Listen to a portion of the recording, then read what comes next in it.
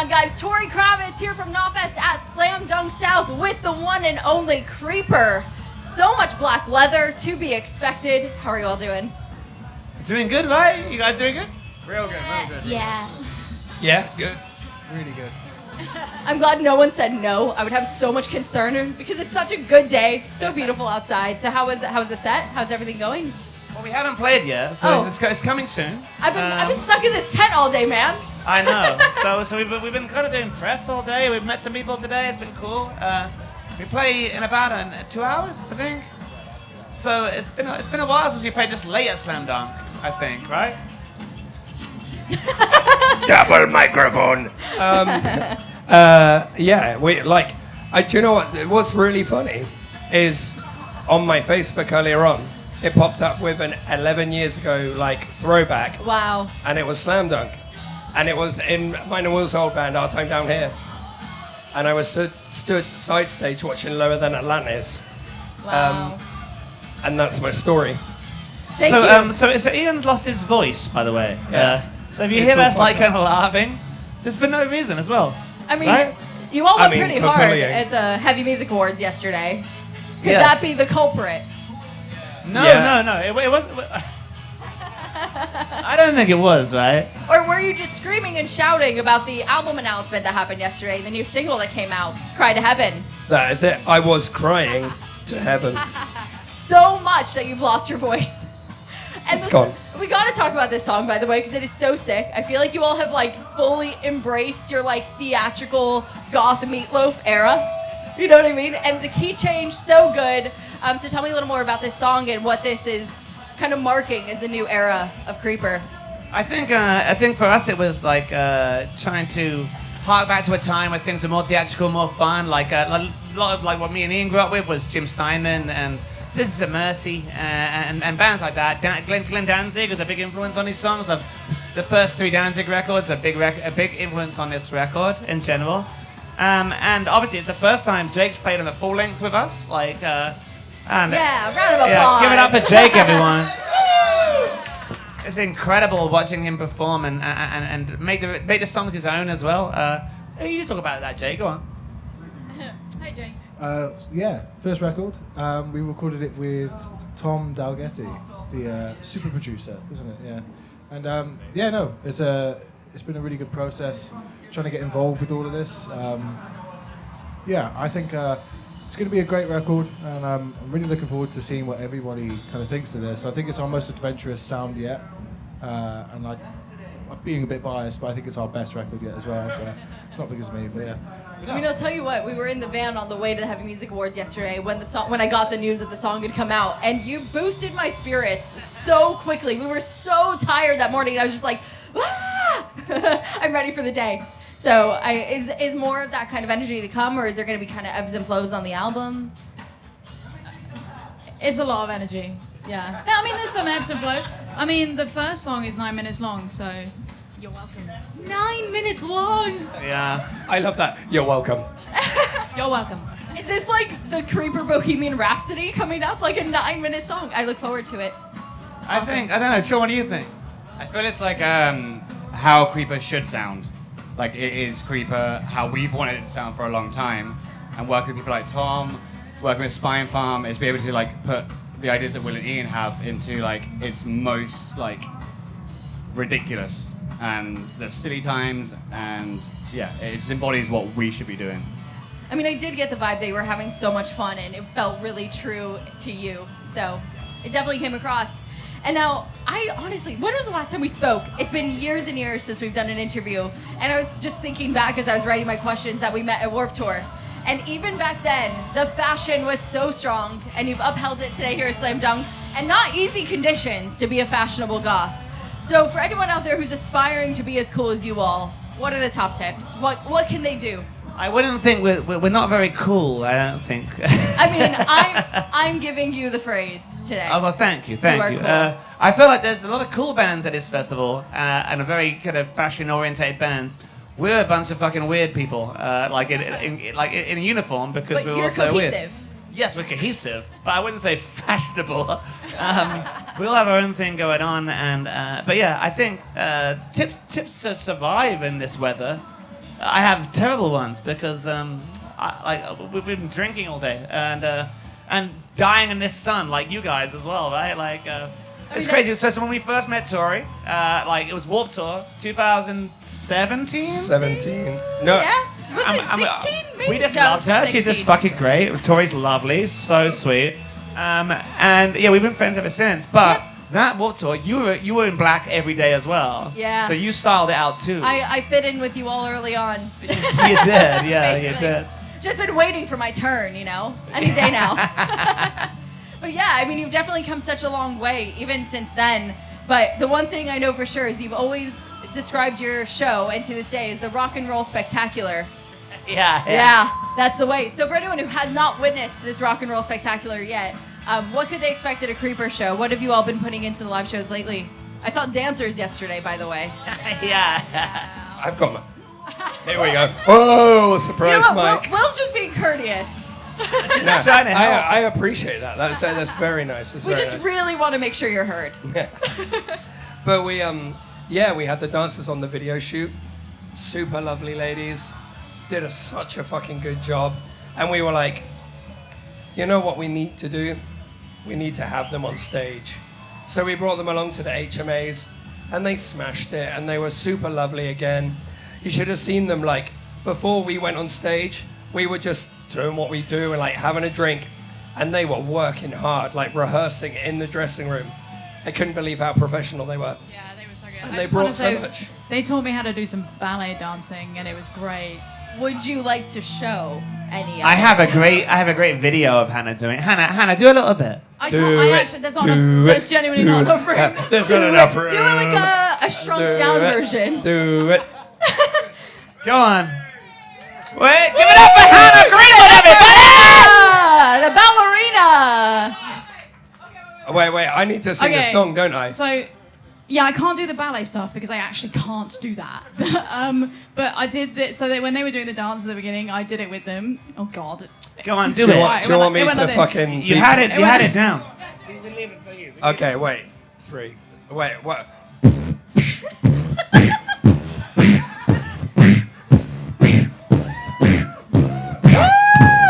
Yeah, that was awesome. Well done, dude. Give it up for Hannah, everyone. Come on. And that was a high It's scary pressure shit to do. situation. Oh my God, yeah, literally so before we went on, I was more nervous about doing the 5 seconds of dancing than actually singing the song. And they were like, are you okay? Are you gonna be cool? I was like, yeah.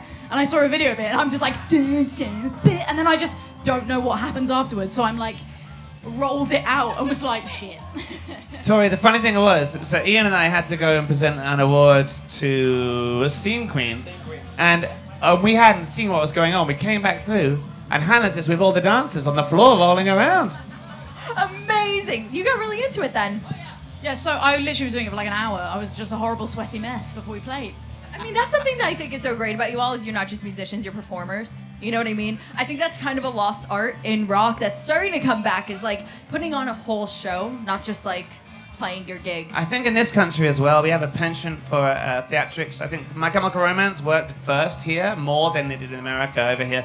If you remember when they first started coming through here, Iron Maiden, give it up for Iron Maiden, come on.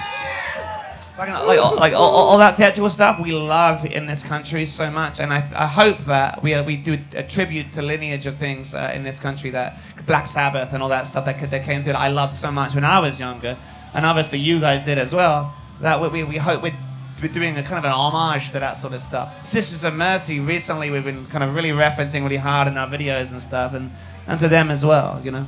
You know, that really leads me so well into something I really wanted to ask about, because I think as I've spent more time in the UK and really gotten involved in the music scene here, I can't even quite pinpoint it, but there is a difference stylistically between UK bands versus American artists.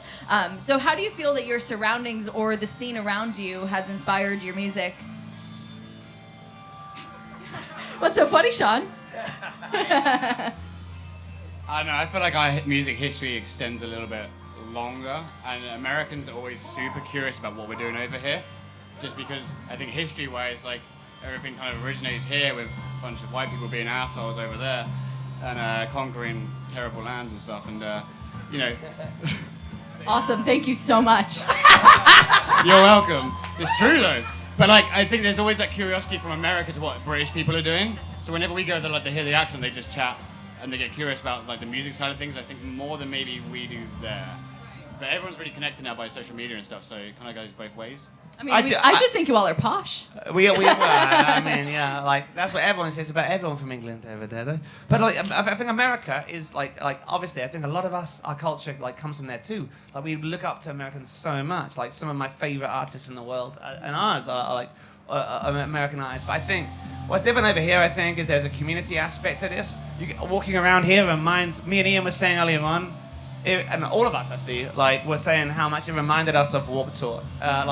Now, when it started out, like I see my friend Nikki over here, we've been going to the sorts of festivals, working these festivals for years, and it's crazy to see how far Slam Dunk has come now. This is the most like Warped Tour I've seen a UK festival. Would you agree, Tori? I would agree. I think all day I've been saying I feel so at home. I'm in my element. It's like I never left, even though it's been many years since we've done a Warped Tour, but the energy's here, and it's really impressive. And what I would say is that I saw Hawthorne Heights earlier on, and like my girlfriend Charlotte loves Hawthorne Heights, fucking loves that band. She's like doing spins in a circle, like going crazy, love that band. And I think because we don't get that all the time over here, it's so special when something like that happens. This is once a year for North and South, in this country. And so we're not spoiled with it. So when it happens, it's a big fucking deal. And we all fucking love it, right? Like, it's the best. Yeah. When I heard that Slam Dunk had expanded over to Europe, I was like, that is so fucking sick. Because we know the guys who run Slam Dunk. We have done since, like, we were kids. Like, they put on shows for our old bands. So to know that good people that really care about music have carried on doing it in the same way that we have, and we've grown like adjacent to each other. It's like so sick, and it's so heartwarming. What you think is we're almost as big as Slam Dunk now? No. I mean, I think that's the thing, isn't it? Is like there's sort of a crop of bands and a crop of people in the industry who all come up together and continue to raise each other up, and that's an awesome thing. Are there any artists who are playing here today, or that you've come across recently, where you're like, man, we were really in this together in the trenches when we were starting out, and now look at us? Jake, say something. It's Boston Manor. Yeah, I was literally going to say. Yeah, Hold on, 100%. sorry, Jake, you've been interrupted. There's too many microphones here. sorry, you were saying something. We were saying Boston Manor. We came up with them at the same time, and I feel like we're just like, it's so nice to see them grow, and I'm sure they feel the same way about us. So, yeah, I would say them. Yeah, I said that yesterday when we all came in together, like, and we met each other at the, I was sitting the mic, and I was like, shit, dude, we're kind of like, we've been here a minute now, I was like, shit, like, this is so weird, because there's a flyer on the wall of the Joiners Arms in Southampton, and it's us, Boston Manor, and Hindsight. And we played together in Manchester at the first Manchester Punk Festival. So we've known each other for a long, long time. And it's so cool seeing them grow and be so successful. And I hope that it's the same way for them as well, seeing us do our thing too. But yeah, anyone else here today? I'll let everyone else talk a little bit. I talk too much. That's what I'm trying to do. Bands like Holding Absence as well, they're kind of up and coming. We've had them out on tour before. Those guys are great. Fukovi as well, fantastic band. So sorry, I was gonna say they played at HMAs last night as well, and they're phenomenal. I think anybody else? We did the first HMA Awards in 2017, and it was us and Vukovi. So it's kind of a cool little turn of full circle moment yesterday when we were both playing it. They won an award yesterday, which is sick and well deserved. We didn't. Yeah, so it's kind of we didn't. But yeah, no, it's sick to kind of see us all grow up. What did you say? And get old. Nothing. And get creaky. No, you guys still got a lot of life left in you. Don't be silly. Is there anyone as well that you're seeing in the new generation where you're like, let me take you under my wing, let's make sure you don't make the same mistakes as us or anything like that? Well, I don't think anyone needs that from us. They're on their own path. But there's bands that we really like that are smaller and that not smaller. That sounds weird as well. Maybe but newer. Who will soon be bigger than us in their own way. Like Static Dress are I love that band and I love Ollie very much. He's been very instrumental in a lot of I did have a band called Salem and he made all the videos for that. And he made a video for us for Midnight, a song that we're all really proud of as well. And so he is a creative freak. And he's great. he's one of my good friends, and so I was really trying my hardest, like to kind of wish him all the best luck yesterday when he won, and so yeah, Static Dress for me. Ian, I'm so sorry, but every time someone speaks, we keep cutting you off. So go on. That's fine. My voice is gone. Yeah. What were you trying to say? Sean said it. Ah, I was going to say about the Boston Manor thing. No, the Vakovi thing, where we did the first ever HMAs together, and then we did it last night, and it was great. oh, what Vakovi on that? The first one? I thought it was. No, it was a Venom Prism, Vakovi, and us. Shout out Venom Prism, by the way. yeah. Sick band. Out Fuck Venom yeah. Prism. Awesome. Fuck yeah. And while we're in this reflective state, thinking back to when we first met to now, you all have just blossomed so much, and seeing your confidence and creativity just thrive is awesome. And so when I look back at your career, and when you look back at your career, what has been your biggest slam dunk so far? Oh. Come on, y'all know I'm cheesy. It had to happen at least once. So I really feel like on the Eternity in Your Arms tour, the Theatre of Fear tour, when we had the giant stranger mask, which cost us an obscene amount of money. I feel like that was a real landmark. Not necessarily like the highest standout moment, but that was like the beginning of the bigger moments for us. Like at that time, we realized what we could achieve and what we could push for. So that was like a real turning point for us. But I really feel like the big benchmark is this new record. Wow. So It's- what's making it's you a say big that? step. That it's going to be the turning point? Why is that? Just a hunch? It's just the best shit we've ever done. Wow. It's just an incredible record. I can't wait for people to hear it. It's so fun having you be like, it's just the best shit we've ever done. I can't believe we have to wait till October. It's so hard. But it is the perfect time of year to be releasing a Creeper record, honestly. I mean, Yeah, well, it's Friday the 13th in October, so we had to meet quite a strict deadline for the vinyl to be pressed in time for Friday the 13th. So our poor producer Tom Dalgety was like, bah! Just trying to get it done, but it got done. Yay. He had to mix the whole record in like a week. And we were like, there's no way. There's no way. And he fucking did it. He just smashed it. It's worth it for Friday the 13th. And so the question we've been asking everyone today, and I'd love to hear from each of you your answer here. If you were a superhero, what would your costume look like? go on, Yeah. Jake. You go first. I'd make it out of pure metal, just solid metal. Yeah, literally this. Like a knight in shining armor? Yeah, or? literally that, but just one solid piece of metal. Oh, shit. Enter through the back.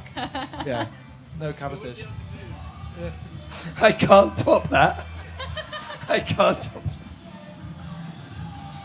I don't know what to say. Maybe, to go one better, adamantium is that's the nerdiest response I could ever give. Dirk knows, so. No, I think it would quite honestly be something a lot camper. Spandex. I'd need some sort of cod piece. Like David Bowie and Labyrinth. Like David Yeah. Bowie and Labyrinth. That's what I was David- thinking. But slightly less good That's what we're all looking. thinking. Slightly less good looking and shorter and a little bit wider. Sold. But you know what? It would be sparkly as shit. And people would be like, that guy's sick. And I would be able to fly because I'd have a cape.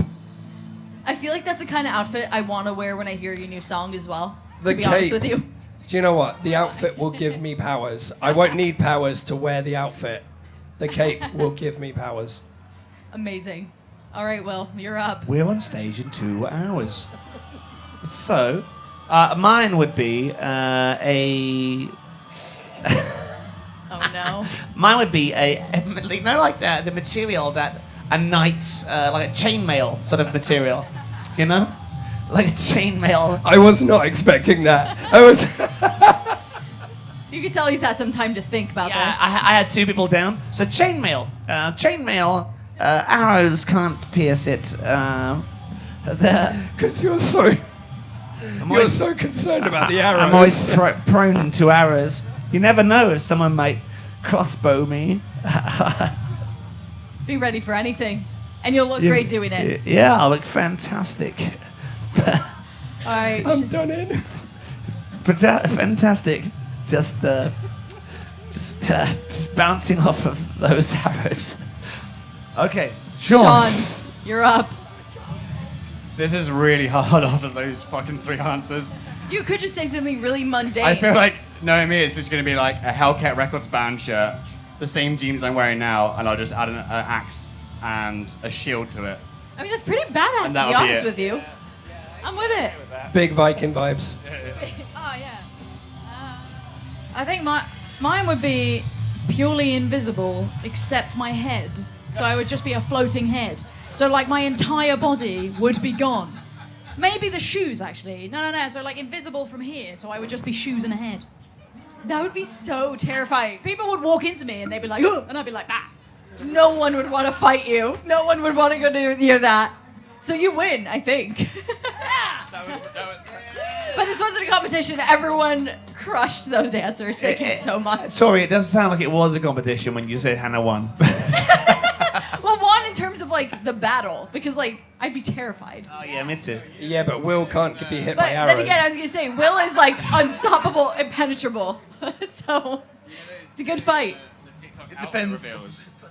Like, you know, there's like TikTok outfit reveals with Hannah's. It would be really awkward because it'd be like the snap, she'd jump back in, it would just be her head still. The outfit hasn't changed because you can't see it. Awesome. Well, this has been such a blast. Thank you guys so much for joining me today here on KNOTFEST. So excited for the new album coming in October. Check out the new song if you haven't already. KNOTFest.com is the place to be for more interviews. So leave us a comment, a like, come say hi, and see you later in the next interview. Bye, y'all.